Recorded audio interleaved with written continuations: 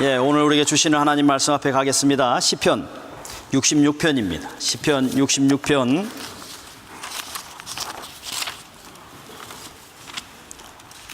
우리 8절부터 우리 15절까지 말씀 우리 함께 같이 가겠습니다.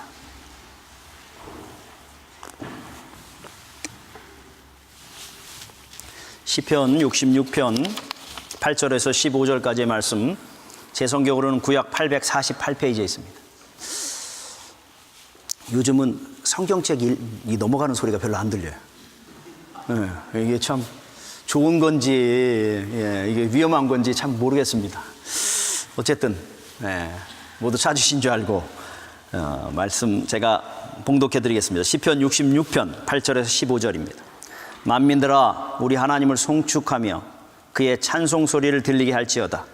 그는 우리 영혼을 살려두시고 우리의 실족함을 허락지 아니하시는 주시로다. 하나님이여, 주께서 우리를 시험하시되 우리를 단련하시기를 은을 단련함과 같이 하셨으며 우리를 끌어 그물에 걸리게 하시며 어려운 짐을 우리 허리에 메어 두셨으며 사람들이 우리 머리를 타고 가게 하셨나이다. 우리가 불과 물을 통과하였더니 주께서 우리를 끌어내사 풍부한 곳에 들이셨나이다.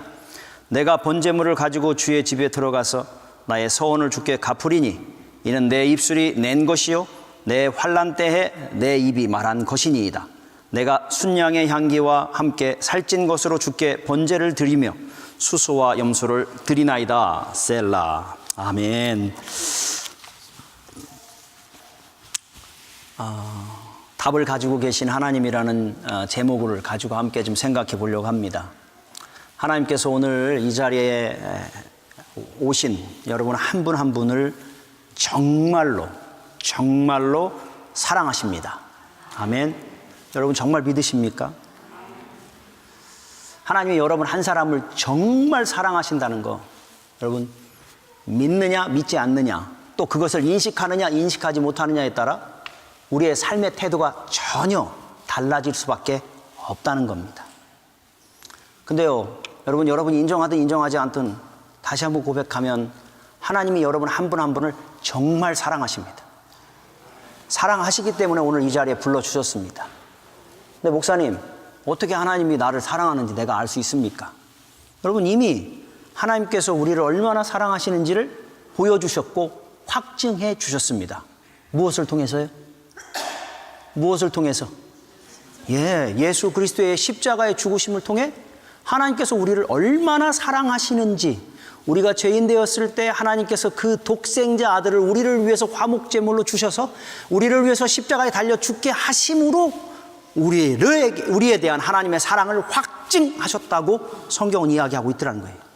결국 여러분, 그것이 우리 안에 얼마만큼 인식되고 있고 얼마만큼 그것이 우리 안에 느껴지느냐에 따라 우리의 삶의 태도가 달라질 수밖에 없다는 겁니다. 그렇게 확증했다고 이야기하는데도 불구하고 에이 목사님, 교회니까 또 목사니까 그렇게 우리를 속이는 거, 미니필레이트 하는 거죠 라고 아마 어떤 분들은 이야기할 거라는 생각이 듭니다. 그거 가지고 어떻게 하나님 우리를 사랑했다는 걸 이야기합니까? 그냥 그런 거지 라고 하면서 우리를 속이지 말라는 식으로 이야기할 수 있을 것 같습니다. 그런데요, 여러분 기억하십시오. 오히려 우리를 속이는 것이 있습니다. 어떤 거예요? 그런 사랑을 받기 위해서는, 우리가 그 사랑을, 하나님의 사랑을 얻기 위해서는 여러분 우리가 뭔가를 추구하고 뭔가를 노력해야지만이 얻을 수 있다고 하는 것이 우리를 속이고 있다는 걸 우리는 알아야 됩니다. 여러분, 많은 사람들이 하나님의 사랑을 받기 위해서 오늘도 교회에 와야지 하나님의 사랑을 받을 것처럼 생각해요. 많은 사람들이 하나님 앞에 사랑을 받기 위해서는 뭔가 자격이 돼야 되는 것처럼 생각해요. 그래서 뭔가를 성취하고 뭔가를 노력해서 그 사랑을 얻으려고 몸부림치게 됩니다. 그러다가 어느 순간 여러분 내가 자격이 안 되는 것 같고 그 사랑을 얻을 만큼의 어떤 삶의 성취가 안 됐다고 생각할 때 우리는 어떤 마음이 있어요? 아유, 나는 자격이 없어, 나는 안 돼, 해도 안 돼라는 생각 속에 우리는 체념, 여러분 포기하는 그런 삶을 살아가게 되어진다는 거예요. 왜요? 그렇게 우리를 속이고 있단 말이에요. 하나님의 사랑을 내가 얻어야 된다고 뭔가 수고해서 받아야 되는 것처럼 여러분 우리를 속이는 그 일들 때문에 하나님께서 우리를 아무렇지도 않은데도 불구하고 정말 사랑한다는 이 사랑의 진실을 받아들이기가 참 어렵더라는 겁니다. 여러분, 좋은 예가 있어요.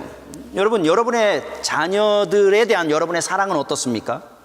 여러분의 자녀들이 여러분에게 어떠한 행동을 해야 사랑할 것인가 말 것인가를 결정합니까? 혹시 그런 사람이 있습니까? 여러분의 자녀가 여러분의 말을 잘 듣고 다른 사람들 앞에서 공부도 잘하고 그러면 여러분 사랑합니까? 그렇지 않고 말썽 부리고 문제투성이면 사랑하는 걸 거둡니까? 그런 부모가 있습니까? 물론 요즘은 그런 게 있는 것 같아요. 근데 일반적으로는 그렇지 않잖아요. 여러분, 오히려 자녀가 여러분 부모에게 말썽 부리고 속 썩였어. 그래서 늘 가슴에 못을 박은 것처럼 고통스러운데도 그 밤에 그 자녀가 감기 걸려서 콜록콜록하고 아파서 어떻게 해야 될지 모르는 그 곤고함 때문에 자리에 있으면 여러분 어떡합니까? 마음이 너무 아파요. 그것보다도 더 아파요. 그래서 여러분 어때요? 약을 갖다가 야 이놈아 먹고 뒤져라 그러면서 던져주더라도 여러분 그 마음에는 어때요? 행동으로는 그렇게 할지라도 여러분 그 마음에는 이전보다도 더 안타까운 사랑의 마음으로 그 자녀를 향한 부모의 마음을 그렇게 보여주고 있잖아요. 그게 부모라요. 그죠? 여러분 그게 부모일진데 왜 부모는 그렇게 속썩이고 말썽 부리는데도 불구하고 사랑합니까? 그 기준이 뭐예요? 잘하냐 못하냐의 문제가 아니라 그가 자녀냐 아니냐의 문제예요. 자녀이기 때문에 여러분 사랑하는 겁니다. 그것처럼 여러분 하나님께서도 오늘 우리를 사랑하시는데 우리가 어떠한 행동을 할 것이냐에 따라서 우리를 사랑할 거냐 말 거냐를 결정하지 않는다는 거예요. 우리를 사랑해 주시는데 우리가 어떤 상태에서 우리를 사랑해 주셨어요? 우리가 원수 되었다니까요, 주님하고. 우리가 죄인 되었다니까요. 우리가 우리 하나님 앞에 기준에 이룰 수 없는 연약함의 자리에 있었다니까요. 그런 우리인 걸 알면서도 불구하고 예수 그리스도를 십자가에 달려 죽게 하심으로 우리를 향한 하나님의 사랑을 확증하는데 예수 그리스도의 십자가에 달려 죽게 함으로 우리를 뭘로 삼았어요? 하나님의 자녀 삼아주셨다는 거예요. 그러기에 여러분 하나님께서 우리를 사랑하신다는 것을 우리는 부인할 수가 없다는 겁니다. 그런데도 불구하고 굳이 사랑받을 자격이 있느냐 없느냐를 자꾸만 내가 어떤 것을 하느냐에 따라 결정되어진다고 굳이 고집하며 붙잡고 있는 사람을 가리켜서 우리는 뭐라고 부르냐면 바보, 멍충이라고 부르는 겁니다. 혹시 이 안에 바보가 있지 않습니까? 뭔가 하나님의 사랑을 받으려고 우리가 뭔가를 해야 된다고 아직도 생각하고 있습니까? 그런 사람을 어리석다고 하고 멍충하다고 한다는 겁니다. 우리가 어떤 모습을 살아가든 이미 우리 하나님은 우리를 향한 진정한 사랑, 말로 다 할 수 없는 사랑을 우리에게 오늘도 베풀어 주시고 그러기에 오늘도 우리 주님 앞에 나와 예배할 수 있도록 해주셨다라는 사실을 여러분 오늘 이 자리에서 좀 경험했으면 좋겠습니다. 특별히 찬양을 하는데 정말 가슴이 너무너무 안타까운 거예요. 그 크신 하나님을 찬양하는데 오늘 그 하나님의 사랑이 우리 안에 얼마나 부어지고 있는가 생각할 때 하나님은 부어주고 싶은데 우리의 마음이 이런 멍충하고 바보 같은 마음의 자리에 있어서 그 사랑을 다 담아내지 못할 때 하나님이 그 풍성함을 좀 맛보고 가라고 오늘도 우리를 불러주시고 이 자리에 왔는데도 불구하고 우리는 우리의 컵을 엎어버리고 그 은혜를 다 흘려버리고 또 좁은 마음 가지고 좁은 생각 가지고 이 세상을 향해 나아가는 우리들의 모습이 혹시 될까? 그것을 생각할 때 정말로 눈물이 앞을 가리지 않을 수가 없었습니다. 여러분 이스라엘 백성들 하나님이 너무 사랑하셨어요. 그래서 애굽에서 종되었던 자들을 출애굽시키는 그 하나님의 사랑이 있었습니다. 그런데 광야로 나온 이스라엘 백성들이 그 하나님 앞에 어떠한 사랑의 반응을 했습니까? 여러분 그들은 가면서 불평, 불만, 원망, 시기, 질투, 미움의 삶을 계속 살았습니다. 하나님께서 놀라운 은혜를 사랑을 베풀어 주시고 경험하게 하셔서 낮에는 구름기둥으로 밤에는 불기둥으로 만나도 먹이시고 메추라기도 먹이시고 반석에서 물을 내시고 옷도 헤어지지 않게 하시는 그 사랑의 풍성함을 그 광야의 인생길에도 경험하게 하셨는데도 불구하고 그들은 뭐 했어요? 하나님을 향해 반응한 건 불순종밖에 없었어요. 그런데 여러분 어땠어요? 하나님이 얼마만큼 불순종했다고 얘기하냐면 너희들은 10번씩이나 10번씩 10번이라는 단어가 뭐예요? 10이라는 단어는 어떤 단어? 완벽하게 하나님을 불순종하는 그런 자리에 있었음에도 불구하고 하나님이 그들을 버렸어요? 안 버렸어요? 안 버리잖아요. 약속의 땅으로 이끌어 가시더라니까요. 그게 하나님의 사랑이라는 겁니다. 그게 하나님의 사랑이에요. 그 풍성한 하나님의 사랑이 여러분 오늘 예배 가운데 여러분 안에 임하기를 정말 주님의 이름으로 축복합니다. 정말 새벽마다 나와서 주님 앞에 기도하면서 어느 날은 이런 질문이 좀 제 안에 들었어요. 하나님께서 나를 그렇게 사랑하시는데도 불구하고 왜 나는 그 하나님의 사랑에 대해서 풍성하고 넉넉하지 못할까? 하나님은 나를 이 우주보다도 더 나를 사랑하셔서 나와 이 우주를 바꿀 수 없을 만큼 나를 사랑하신다고 하는데 왜 나는 오늘 그 사랑에 넉넉하지 못할까? 정말 좀 몸부림치며 떼굴떼굴 구르는 게 하나님 그 사랑이 우리 안에 내 안에 좀 부어지게 해달라고. 그래야지 내가 만나는 사람들에게 그 하나님의 그 풍성한 사랑에 넉넉하게 품을 수 있고 넉넉하게 사랑할 수 있고 넉넉하게 용서할 수 있지 않겠냐고. 오늘도 주님이 이 엄청난 예배의 자리를 우리에게 허락해 주셔서 주님의 사랑을 부어주시기를 원하시는데 우리 안에 정말 그 사랑이 좀 넉넉하게 흘러 넘쳐서 가난했고 좁았던 우리들의 마음이 좀 주님으로 인해서 좀 풍성해지는 놀라운 좀 은혜가 정말 있기를 주님의 이름으로 소원합니다. 여러분, 그런 사랑이 우리 안에 있는데, 상상할 수 없는 그 사랑이 우리 안에 있는데, 여러분 오늘 우리는 이 자리에 오면서 어떻습니까? 왜 불안합니까? 왜 두렵습니까? 왜 염려스럽습니까? 왜 우리의 마음에는 불평, 불만이 가득한 모습으로 여러분 우리 안에 있을까요? 주님 앞에 예배하면서 그 하나님의 사랑이 내 안에 다시 한번 비춰져서 나를 변화시켜 주시길 바라는 그 마음보다는 오늘 그 하나님은 사라져버리고 예배 오면서 오늘도 내가 미워해야 될 사람이 변했나 안 변했는가, 누가 왔는가 안 했는가, 누가 어떤 태도를 가지고 있는가에 왜 우리는 집중하고 있을까 생각할 때 너무 안타까운 거예요. 너무 안타까운. 찬양하는 그 자원 가운데 여러분 우리가 노래를 알든 모르든 그 가사를 생각하면서 그 하나님이 우리를 베풀어 주신 사랑에 목이 쉬도록 좀 찬양하는 그것이 여러분 좀 왜 우리 안에 없을까? 그 하나님은 우리를 그렇게 사랑하셔서 이 자리에 불러주시는데도 우리 안에 그것이 좀 다시 회복됐으면 좋겠다. 다시 좀 새롭게 좀 변화됐으면 좋겠다.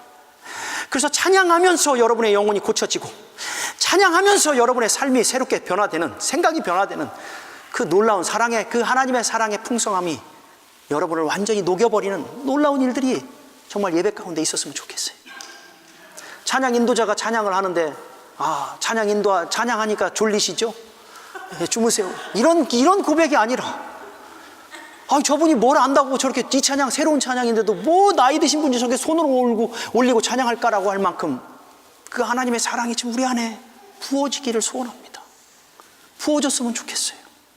정말 그래서 우리의 영혼을 만지시고 회복해 하는 그 놀라운 역사가 여러분 꼭 말씀을 듣는 자리가 아닌 예배의 자리에 여러분 있었으면 좋겠어요. 여러분 그러려고 지금 이 자리에 왔죠? 여러분 그렇다면 왜 우리가 그 간절함으로 그 하나님의 사랑을 우리 안에 부어주기를 바라는 마음으로 왜 우리가 주님 앞에 이 열정을 가지고 주님 앞에 서지 못할까? 여러분 다시 한번 우리 자신들을 좀 돌아보고 그렇게 열정을 가지고 주님을 바라보는 이 일에 실패하게 하는 것이 무엇인지 우리 자신을 좀 돌아보고 그것이 문제가 아니라 바로 내가 하나님 앞에 서야 이 사랑을 받기를 원하는 이 갈망의 마음이 내 안에 있는지를 다시 한번 돌아보고 주님 앞에 좀 새로운 마음으로 좀 새로운 기대로 매 주마다 예배마다 설 수 있는 저와 여러분 되기를 주님의 이름으로 축복합니다.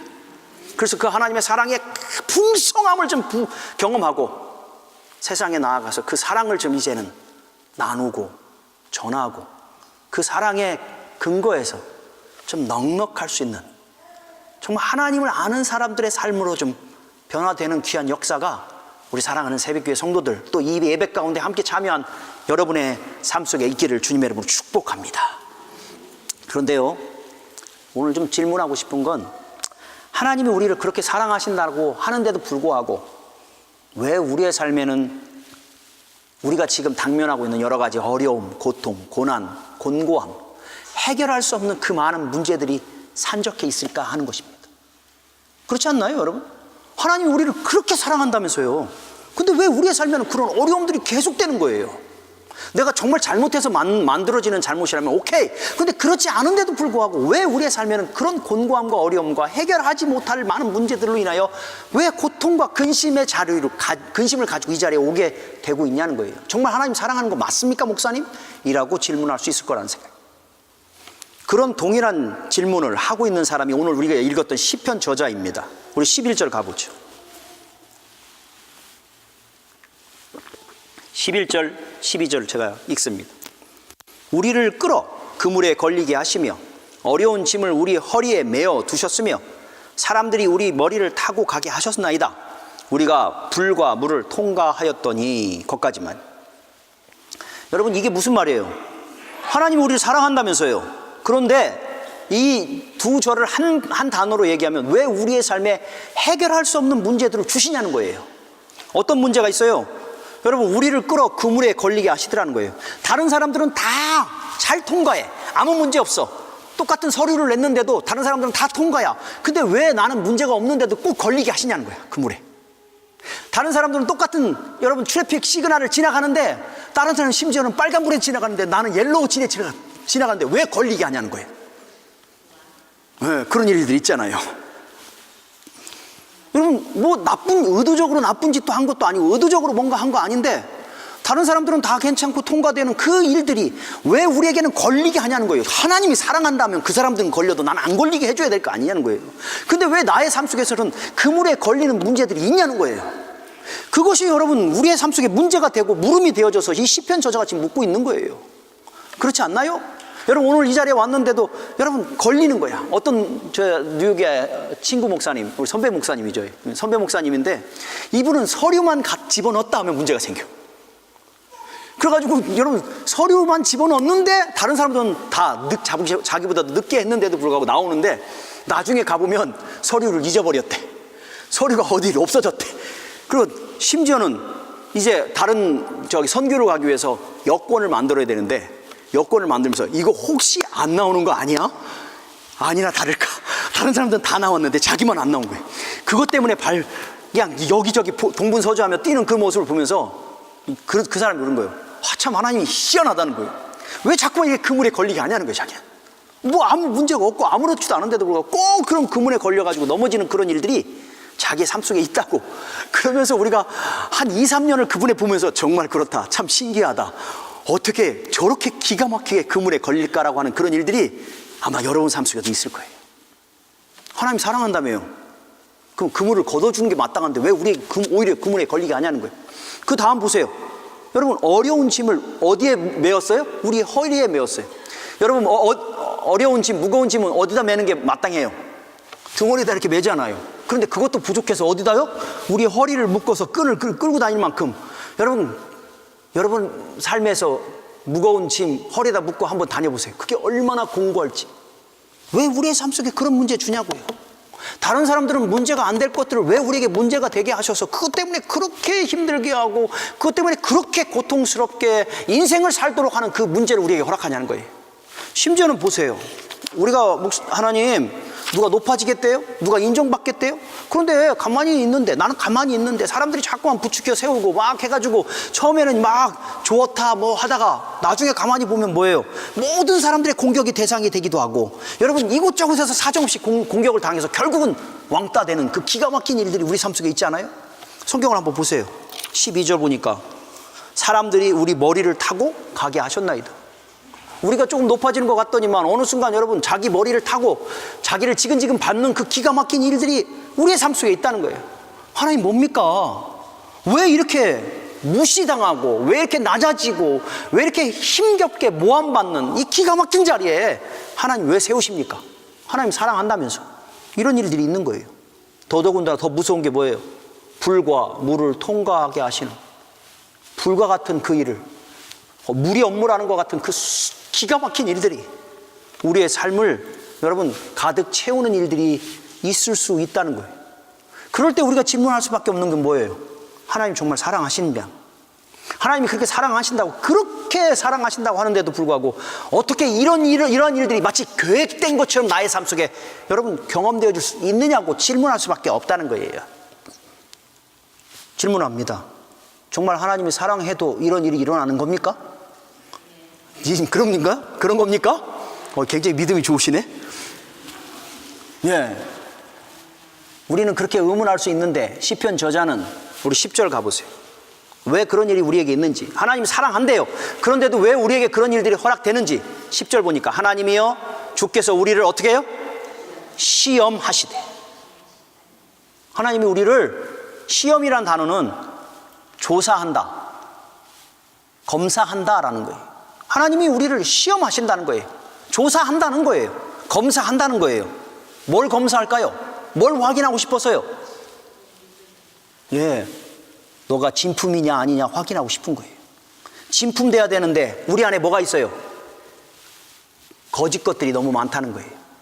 버려져야 될 찌꺼기들이 너무 많다는 거예요. 진품돼야 되는데 불순물들이 너무 많다는 거예요. 하나님은 그것을 확인하고 우리에게 있어서 그 진품되도록 하기 위해서 여러분 그 안에 있는 필요 없는 것들을 제거하는 일들이 필요하더라는 거예요. 그래서 우리를 조사하는 거예요. 네가 진품이냐 아니냐, 진품되기 위해서는 무엇을 내려놓아야 되느냐를 필요하다는 거예요. 왜요? 하나님 왜 그래요? 우리를 진품 만들고 싶은 거니까요. 하나님은 목적이 있어요. 우리를 사랑하지 않기 때문에 그런 일들을 허락해 하는 게 아니라 사랑하기 때문에 우리를 진품 만들고 싶은 하나님의 목적 앞에서 우리에게 있는 불순물들을 제거하는 일들이 필요하고, 그러기에 때로는 다른 사람들은 안 걸려도 나는 그물에 걸리게 하는 거예요. 다른 사람들은 다 가볍게 날개 달고 올라가도 우리에게는 허리에 무거운, 여러분, 물맷돌 달아줄 수 있는 거예요.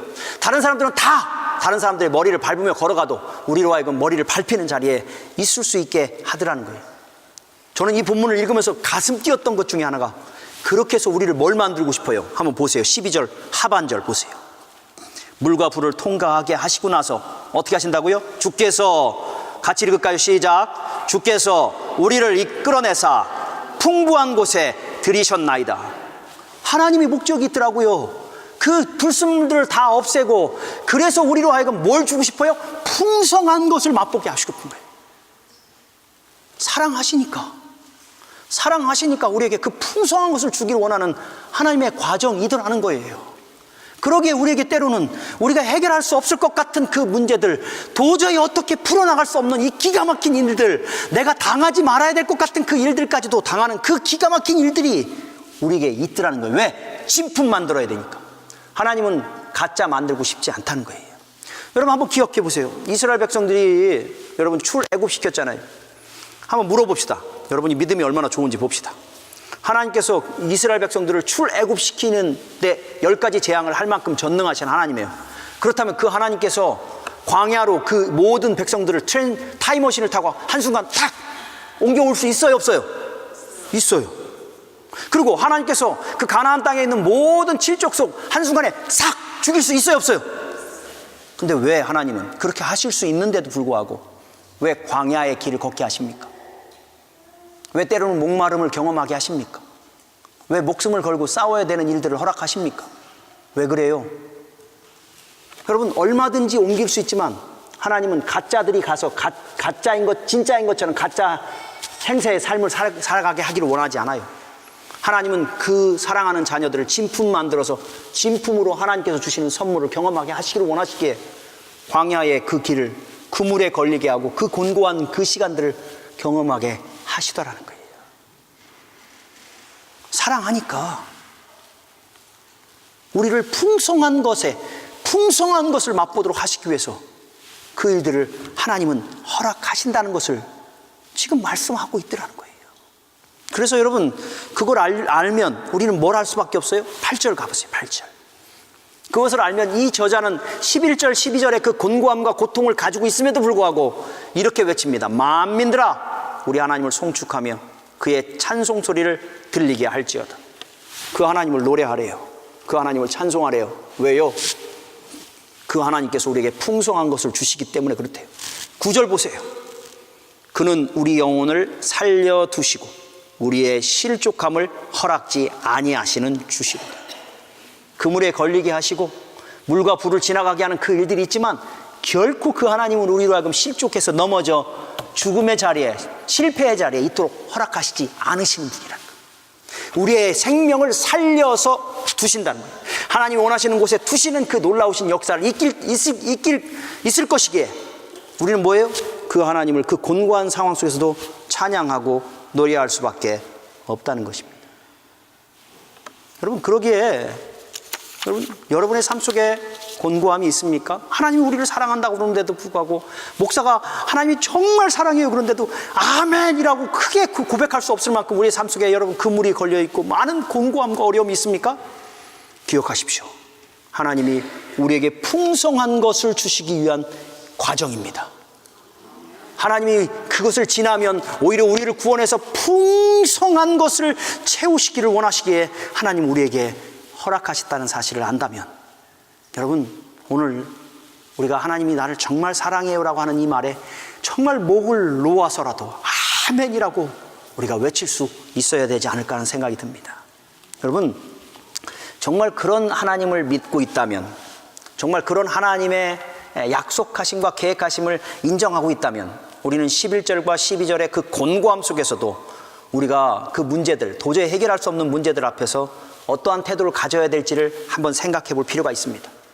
내가 지금 그런 곤고함, 11절과 12절과 같은 곤고함이 내 안에 있어서 지금 주님 앞에 나왔는데도 너무 힘들지만 정말 그런 하나님이 우리 하나님이라는 사실을 안다면 나는 어떠한 태도를 가져야 될 거냐는 거예요. 그걸 한번 생각해 봤으면 좋겠어요.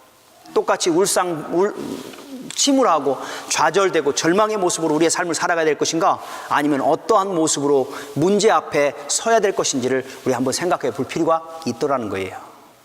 여러분, 그거에 대해서 어떤 분과 대화를 하다가 그분과 대화 속에서 제가 답을 얻었어요. 그래서 제가 여러분과 그걸 함께 좀 나누려고 합니다. 요즘 고령화가 되면서, 그래서 인생이 80이 평균이 될 만큼 이제 나이 들어가시는 그런 상황에서 여러분 가장 나타나는 큰 문제, 병이 하나가 있어요. 뭐죠? 치매라는 거예요. 치매.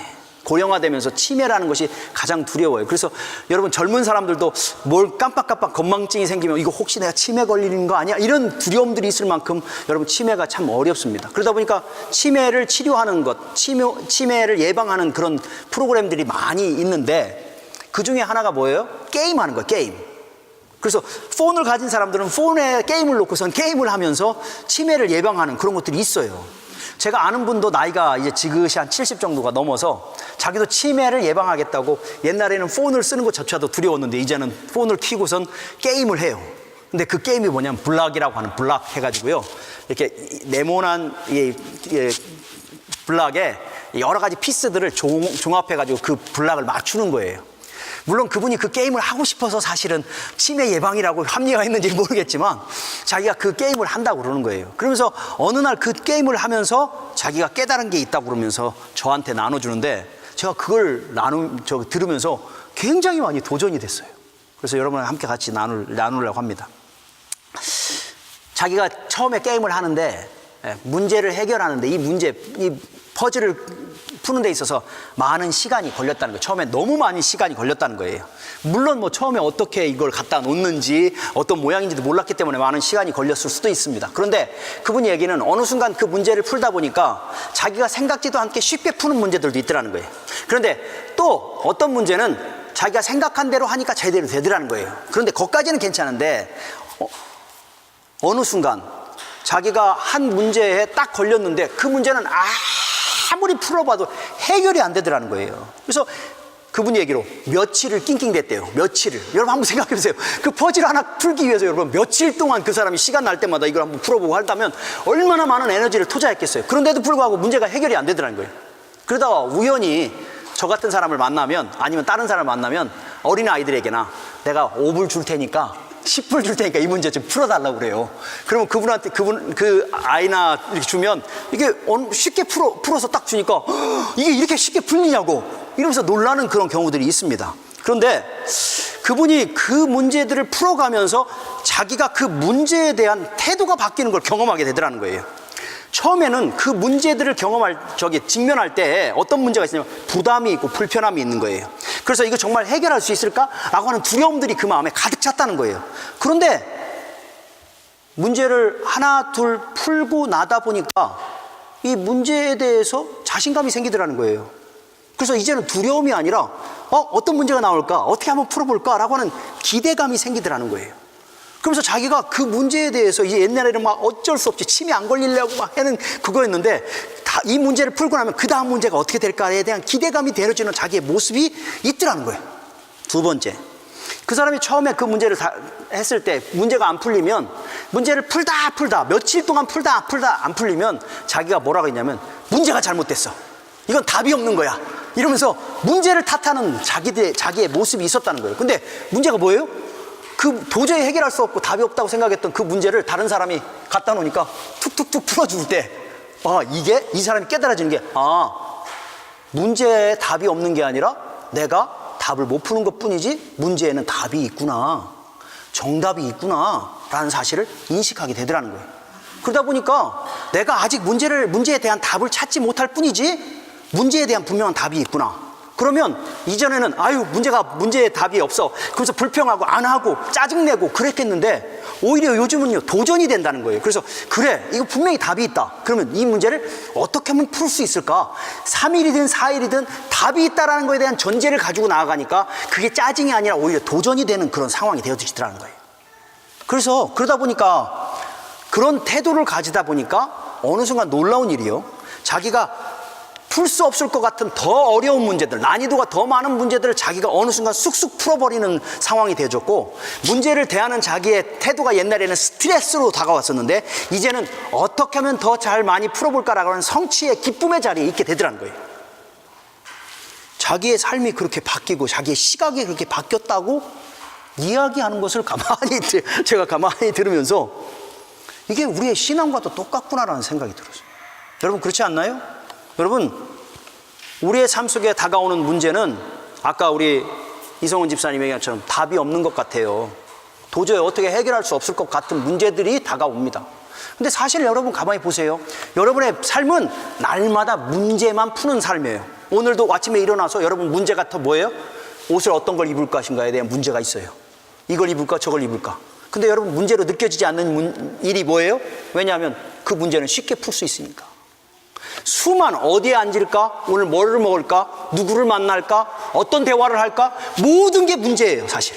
근데 그 문제들은 우리가 쉽게 해결하니까 더 이상 우리에게 문제가 되지 않는다는 거예요. 그런 많은 문제들을 우리가 경험하며 오늘까지 왔어요. 그런데 문제는 뭐예요? 해결할 수 없을 것 같은 문제, 답이 없을 것 같은 문제. 그때 우리는 무슨 생각해요? 답이 없다고 생각해요. 문제가 잘못됐다고 생각해요. 그래서 그 문제 앞에서 우리는 불평하고 불만하면서 답이 없어 아무리 해결해도 라고 생각하는 그 일이 있을 때 우리는 우리 입에서 터져나오는 게 뭐예요? 불평과 불만과 짜증이라는 거예요. 근데 여러분, 오늘 그물에 걸리고 오른쪽에 무거운 짐을 지고 허리에 무거운 짐을 지고 다른 사람들이 우리의 머리를 밟는 그 기가 막힌 일이 있을지라도 여러분, 그 문제에 대한 답이 있어요, 없어요? 답이 있다는 거예요. 누가 가지고 있다고요? 문제를 내신 하나님이 답을 가지고 있다는 거예요. 퍼즐 문제가 아무리 어려워도 퍼즐을 낸 사람은 답이 있어요, 없어요? 답이 있어요. 그것처럼 우리의 인생에 다가오는 많은 문제들, 도저히 감당할 수 없을 문제들 맞습니다. 우리가 볼 때는 여러분 답이 없을 것 같으니까 힘들지만, 중요한 건 첫 번째 전제가 뭐예요? 우리에게 답은 없지만 문제를 내신 하나님에게는 답이 있다는 사실을 우리는 알아야 된다는 거예요. 답이 없다고 생각하니까 좌절하고 절망하고 불평하고 불만하지만, 여러분, 답을 가지신 하나님께서 답이 있다라는 생각을 들 때 이 사람처럼 여러분 좌절과 절망과 스트레스가 아닌 어떻게 하면 그 문제를 풀어갈까, 어떤 것이 답일까라는 기대감을 가지고 나아갈 수 있다는 거예요.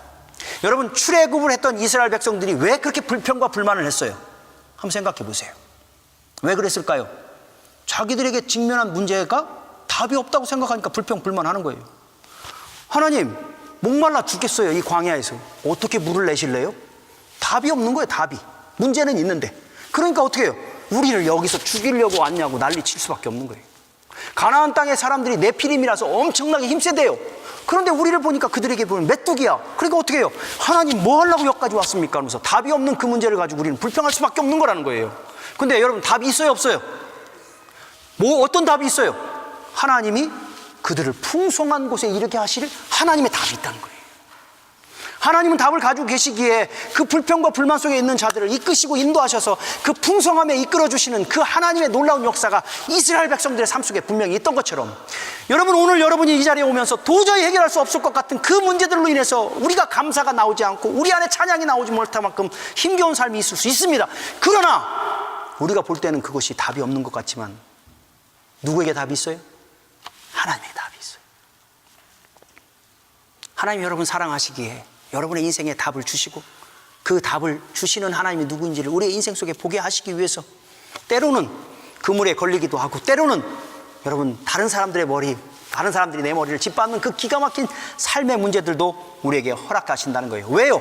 왜 그 문제를 통해서 뭐 하시려고요? 우리를 풍부한 곳에 우리에게 풍성한 것들을 주시기를 원하시는 하나님의 놀라운 계획이 있기에 오늘 우리에게 그것들을 허락하신다는 사실을 우리는 믿어야 된다는 것입니다. 여러분 성경을 한번 보세요. 요셉도, 여러분 잘 아는 요셉도, 여러분 아들의 자리에 있다가 종으로 팔려가는 그 자리에 답이 있어요, 없어요? 답이 없어요. 종에 있다가 감옥으로 갇히는 그 기가 막힌 상황 속에 답이 있어요, 없어요? 답이 없어요. 자기가 해결할 수 있는 문제가 없어요. 그럼에도 불구하고 그가 뭐 했어요? 누가 답을 가지고 있다고? 하나님께 답이 있다는 사실을 알기에 하나님을 바라보는 믿음의 자리에 설 수 있었다는 거예요. 여러분 다윗도 동일하지 않아요? 다윗도 자기가 왜 이런 고난을 당해야 되는지 모르는 그 기가 막힌 상황 속에서도 여러분 답이 없어요. 답이. 그러나 그럼에도 불구하고 절망하고 좌절하지 않고 누가 답을 가지고 있어요? 하나님이 답을 가지고 있다는 사실을 믿을 때 그 하나님을 바라보는 믿음의 자리에 설 수 있었다는 거예요. 여러분 수요일날 수요 예배 오시면 요즘 너무 귀중한 말씀을 우리 김현수 목사님 전해주시는데, 여러분 욥이라는 사람 여러분 잘 알잖아요. 여러분 욥에게 고난이 닥쳤어요. 자녀들이 한 자리에서 죽고 자기가 가진 모든 재산을 잃어버리고 심지어는 머리끝부터 발끝까지 악창이 나서 박박 긁어야 되는 그 기가 막힌 상황 속에 있는데, 그것도 부족해서 자기를 믿는다고 자기를 사랑한다고 하는 형제들은 와서 마지막 남아있는 그 마음까지도 상처를 주는데 쿡쿡 찔러가면서 너 죄 졌으니까 하나님이 이렇겠지 그러면서 회개해 라고 하면서, 여러분 그렇게 할 때 답이 있어요, 없어요? 답이 없어요. 답이. 그럼 답이 있어요, 없어요?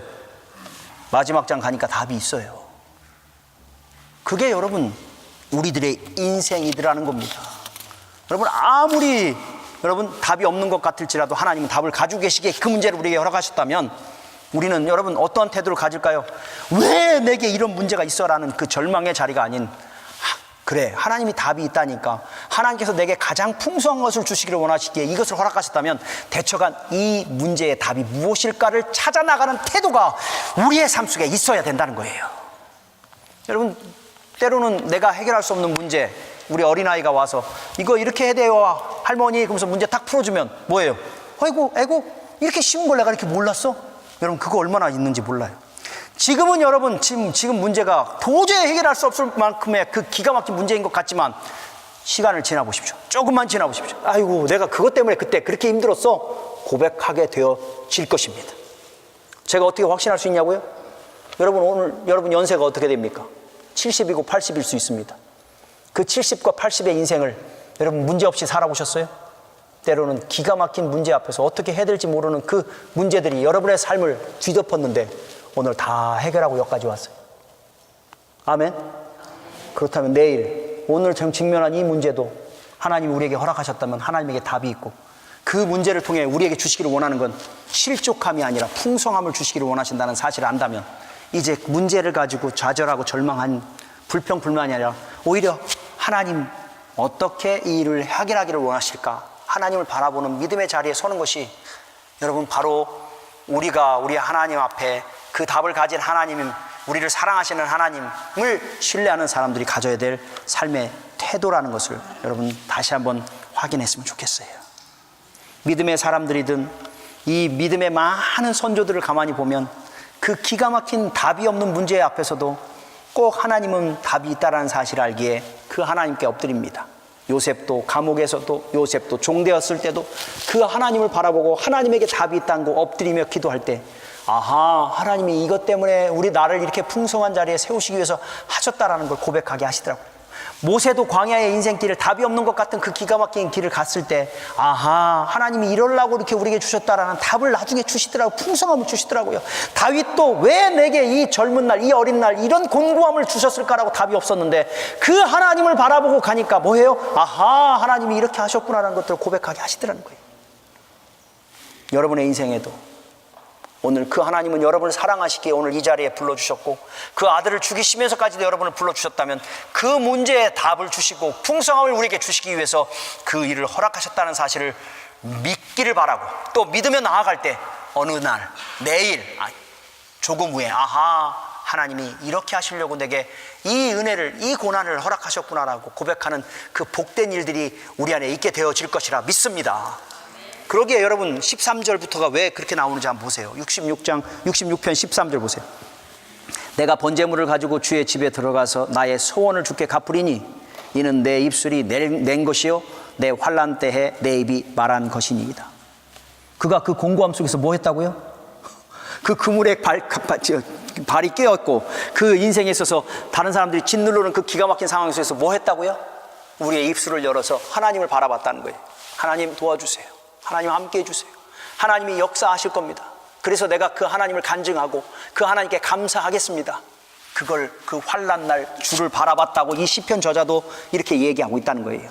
그럴 때 어느 순간 우리로 하여금 그 감사의 고백을 할 수 있는 그 멋진 날들이 우리의 삶 속에 오게 하실 거라는 거예요. 여러분 힘들죠? 어렵죠?